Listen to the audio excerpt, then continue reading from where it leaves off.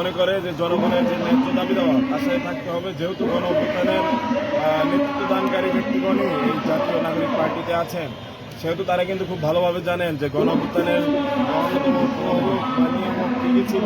তো সেই জায়গা থেকে আমরা খুব ভালোভাবেই জানি যে জাতীয় নাগরিক পার্টি এটি ধারণ করে যে 24-এর গণ অভ্যুত্থানের অন্যতম একটি নিয়ামক হলো এই পিলখানা হত্যাকাণ্ড বা বিডিআর হত্যাকাণ্ডের ঘটনা। সেই জায়গা থেকে আমরা মনে করি যে তাদের যে ন্যায্য দাবি দেওয়া সেটি অতি দ্রুত এই গণ অভ্যুত্থানের যে সরকার তার বাস্তবায়ন করা উচিত এবং যারা ক্ষতিগ্রস্ত হয়েছে তাদের পাশে দাঁড়ানো উচিত। যদি না দাঁড়ায় তাহলে আমরা মনে করব যে 24-এর গণ অভ্যুত্থানের ম্যান্ডেট তারা পূরণ করতে ব্যর্থ হয়েছে। এবং তার পাশাপাশি শুধু এটি নয়, যারা গণ অভ্যুত্থানের পক্ষের শক্তি হিসেবে দাবি করে, বাংলাদেশপন্থী হিসেবে দাবি করে, সে সকল রাজনৈতিক দল কিন্তু তারা পরিপূর্ণভাবে সামনে আসেনি এই ঘটনা সম্পর্কে। এমনকি একটি পাবলিক স্টেটমেন্টও কিন্তু তাদের কোনো রাজনৈতিক ব্যক্তিবর্গের মুখ থেকে আমরা বের হতে দেখিনি।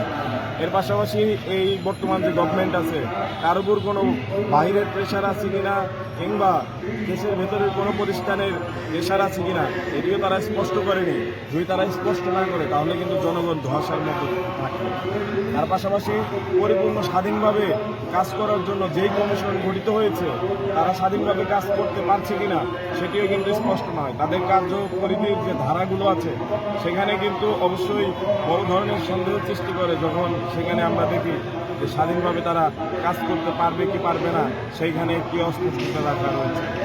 সেই জায়গা থেকে বিডিআর পরিবার এবং তাদের সদস্যদের যে আন্দোলন, এই আন্দোলন পরিপূর্ণভাবে যৌক্তিক এবং যতদিন যৌক্তিক পদে থাকবে ততদিন আমরা থাকবো। আচ্ছা, প্রশ্ন করতে চাই, সেটা হচ্ছে যে আপনি জানেন যে গত প্রায় 17টা বছর এই ফ্যাসিস্টের সময় ছিল, যে সময় বিডিআররা বিভিন্ন কারণে তারা নিষ্পেষিত হয়েছে। এখন নতুন সরকার আসার পরে কেন আসলে তাদের এই বিচারটা হচ্ছে না? এবং আমরা কিন্তু সবাই জানি স্পষ্ট, ওই সময় হাসিনা এটার সাথে এবং এই যে তাপস, তারপর আরো যারা ছিল, তাহলে কেন এই বিচারটা হচ্ছে না কেন? মানে কিসের চাপ? বাইরের কোনো চাপ আছে কিনা? বাইরের কোনো চাপ আছে কিনা এটি তো সরকার স্পষ্ট করেনি। এটি প্রশ্ন করা উচিত সরকারের যারা সংশ্লিষ্ট কর্তা ব্যক্তি তাদের। আমরা আমাদের জায়গা থেকে বিভিন্ন সময়ে বিভিন্ন প্রতিষ্ঠানের দায়িত্বপ্রাপ্ত ব্যক্তিদেরকে বিভিন্ন ধরনের কথা বলতে শুনেছি এবং পিলখানা হত্যাকাণ্ডের এই ঘটনায় সরকার যে উদ্যোগ নিচ্ছে সেখানে কিন্তু ইটবাট ছাড়াই ফুল স্টপের ঘোষণা দেওয়া হয়েছে।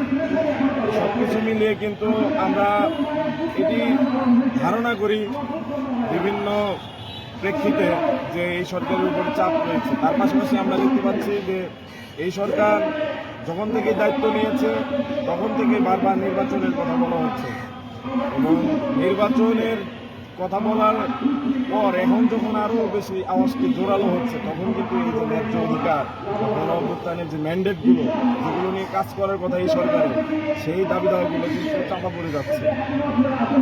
যারা নির্বাচনের কথা বলছে তারা আবার এসে কিন্তু তাদের ইশতেহারও প্রকাশ করছে না কিংবা বলছেও না যে তারা যখন পলিটিক্যাল গভর্নমেন্ট ফর্ম করবে তখন তারা তাদের বাস্তবায়নকৃত কাজের তালিকায় সর্বপ্রথম এই পিলখানা হত্যাকাণ্ডের ঘটনা, সেখানেও কিন্তু আমাদের একটি প্রশ্ন রয়েছে।